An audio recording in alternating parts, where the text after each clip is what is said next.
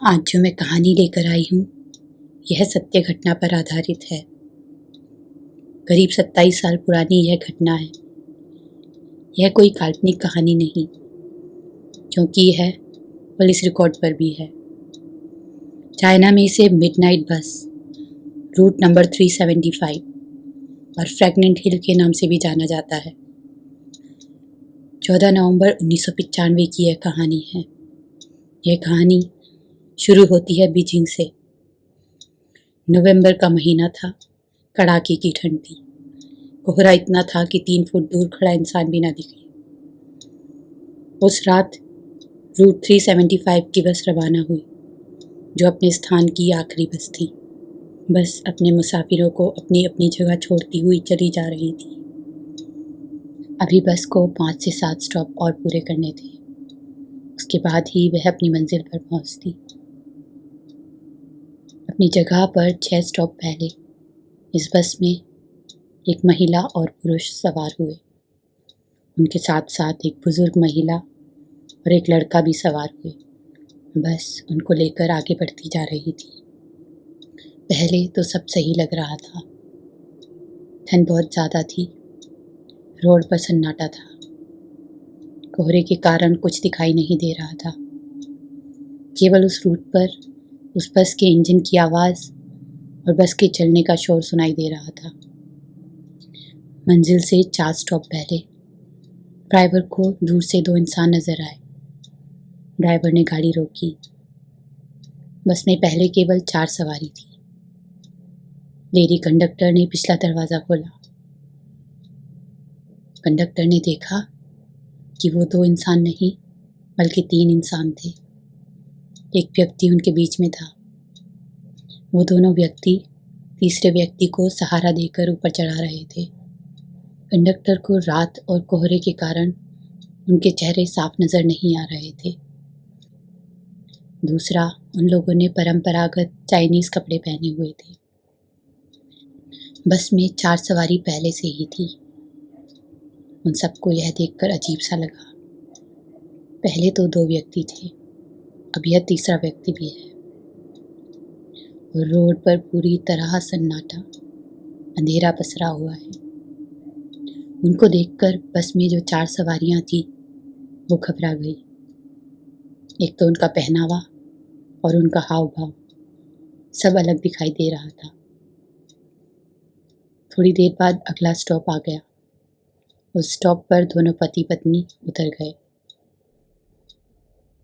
अब बस में एक वृद्ध महिला, एक लड़का, ड्राइवर, लेडी कंडक्टर और वो 3 सवारियां, टोटल मिलाकर 7 लोग रह गए। बस में अजीब खामोशी थी। बस में वो बुजुर्ग बीच वाली सीट पर था, वो लड़का बुजुर्ग के आगे वाली सीट पर, और वो तीनों बस की लास्ट सीट पर बैठे हुए थे। बुजुर्ग महिला की नज़र बार बार पीछे जा रही थी। जब भी वो पीछे देखती वो घबरा जाती। अचानक वो बुजुर्ग महिला खड़ी हो गई, जोर जोर से चिल्लाने लगी, और जो लड़का उसके आगे बैठा था उसका कॉलर पकड़कर बोली, इसने मेरा पर्स गायब किया है, इसी ने चुराया है। लड़के ने बोला, मैं आगे बैठा हूँ, आपका पर्स कैसे चुरा सकता हूँ। वो दोनों लड़ने लगे, जोर जोर से आवाज़ कर रहे थे। उन दोनों की आवाज़ ड्राइवर और कंडक्टर के पास गई। कंडक्टर ने पूछा, क्या हुआ? महिला बोली, इस लड़के ने मेरा पर्स चुराया है। और वह दोनों फिर लड़ने लगे। वृद्ध महिला बोलती रही, मुझे आगे बस स्टॉप पर रोको, मुझे इस लड़के को पुलिस को देना है, इसने मेरा पर्स चुराया है। पहले तो ड्राइवर और कंडक्टर बुजुर्ग महिला को समझाते रहे, लेकिन बुजुर्ग महिला बोलती रही कि मुझे अगले स्टॉप पर उतारो, मुझे इस लड़के को पुलिस के हवाले करना है। ड्राइवर को गुस्सा आया और उसने अगले स्टॉप पर बस रोक दी। जैसे ही ड्राइवर ने बस रोकी, बुजुर्ग महिला ने उस लड़के का हाथ पकड़कर बस से उतारा। दोनों नीचे उतर गए और बस आगे बढ़ गई। वो लड़का फिर बोला, मैंने आपका कोई पर्स नहीं चुराया है और यहाँ पर कोई पुलिस स्टेशन भी दिखाई नहीं दे रहा। आगे जो बुजुर्ग महिला ने कहा वो सुनकर लड़का दंग रह गया। बुजुर्ग महिला ने कहा, मैं जानती हूँ तुमने मेरा पर्स नहीं चुराया, लेकिन मैंने तुम्हारी जान बचाई है।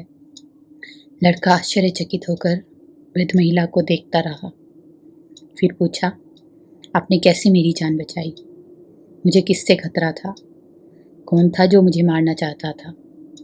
वृद्ध महिला ने कहा, मैंने तुम पर चोरी का इल्ज़ाम लगाया। यह कहकर मैंने तुम्हारी जान ही बचाई है। लड़के ने पूछा, ऐसा क्या हो गया जो आपने मेरी जान बचाई और ये पूरा ड्रामा करना पड़ा?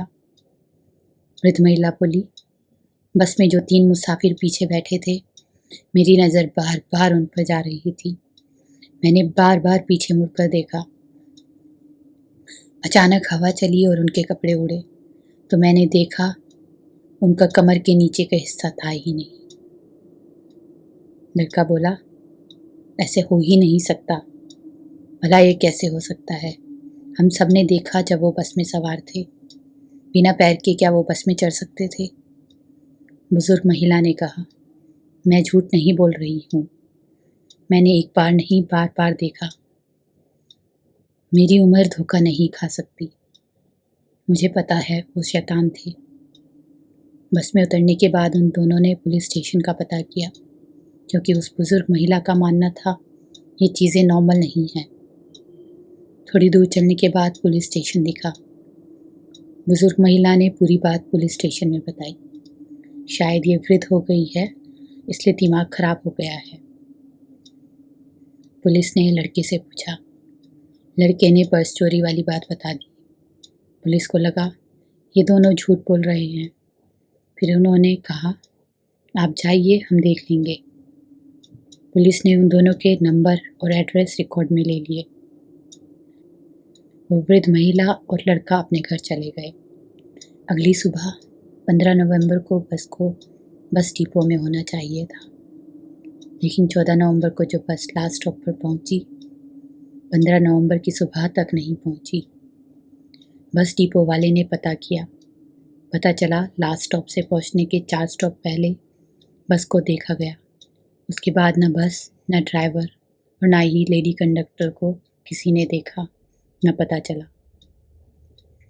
बस डिपो वाले ने भी पता किया, पर उसको भी कुछ नहीं पता चला।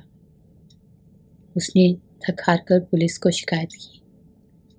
पुलिस वालों ने आसपास के पुलिस थानों में सूचना की, तो उस रूट पर पड़ने वाले पुलिस वालों को उस वृद्ध महिला की बात याद आई, जिस बस के बारे में पुलिस को वृद्ध महिला और उस लड़के ने बताया था। जब उस बस की रिपोर्ट हुई तो पुलिस वालों को भी खटका लगा, लेकिन पुलिस वालों ने उस दिन उस वृद्ध महिला और उस लड़के का नंबर और एड्रेस ले लिए थे। पुलिस वालों ने उनको बुलाया और उनसे पूछताछ की। बुजुर्ग महिला ने एक बार फिर वही बताया कि जो वो 3 मुसाफिर बैठे थे वो शैतान थे। मेरी नज़र उन पर बार बार पड़ी और जब अचानक हवा चली, उनके कपड़े उड़े, तो मैंने देखा उनके कमर से नीचे का हिस्सा था ही नहीं। तब मुझे लगा अगले स्टॉप पर उतर जाना चाहिए। उसके बाद बस में यह लड़का ही बचेगा। तब मैंने ये सब ड्रामा किया और चोरी का इल्ज़ाम इस लड़के पर लगाया, जिससे हम आगे स्टॉप पर उतर जाएं। मुझे इसके अलावा और कुछ नहीं सूझा।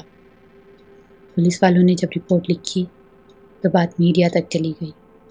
एक ड्राइवर, एक कंडक्टर और 3 मुसाफिर और साथ में एक बस, सब गायब थे। मीडिया तक जब यह खबर पहुंची तो बीजिंग न्यूज़पेपर, बीजिंग के लोकल चैनल, सब जगह खबर चली। उस लड़के और वृद्ध महिला का हर जगह इंटरव्यू चला। 15 नवंबर को बीजिंग के प्रमुख अखबारों में इस बस के गायब होने और इस लड़के और वृद्ध महिला की कहानी प्रकाशित हुई। हर जगह उस लड़के और वृद्ध महिला के इंटरव्यू चल रहे थे। मीडिया में बस यही खबर चल रही थी, कैसे वो 3 सवारी चढ़ी और उनके पैर नहीं थे और बुजुर्ग महिला ने एक लड़के की जान बचाई। 16 नवंबर को एक खबर आई, जिस जगह वो वृद्ध महिला और लड़का उतरे थे, उस जगह से 100 किलोमीटर दूर वो बस ट्रिंगेट नदी में डूबी हुई थी। पुलिस की टीम मौके पर पहुंची। बस को निकाला गया।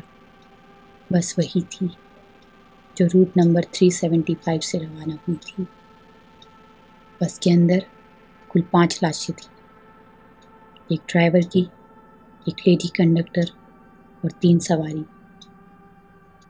जब वो लाशें निकाली गई, मीडिया वाले, पुलिस वाले और डॉक्टर सब सहम गए, क्योंकि जो 5 लाशें थी उनमें ड्राइवर और कंडक्टर की लाश तो ठीक थी, लेकिन वो 3 लाशें वो सड़ गई थी।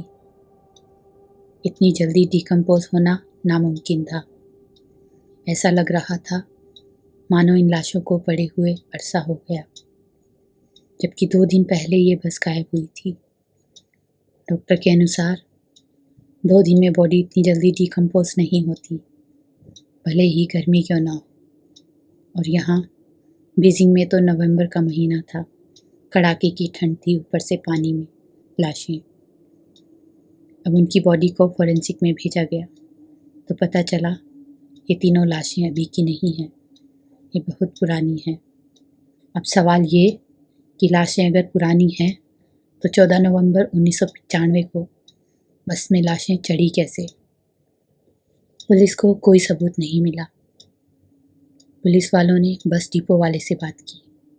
उन्होंने एक और चौंकाने वाली बात बताई कि बस में इतना डीजल था ही नहीं कि ये बस रूट से हटकर 100 किलोमीटर दूर चली जाए।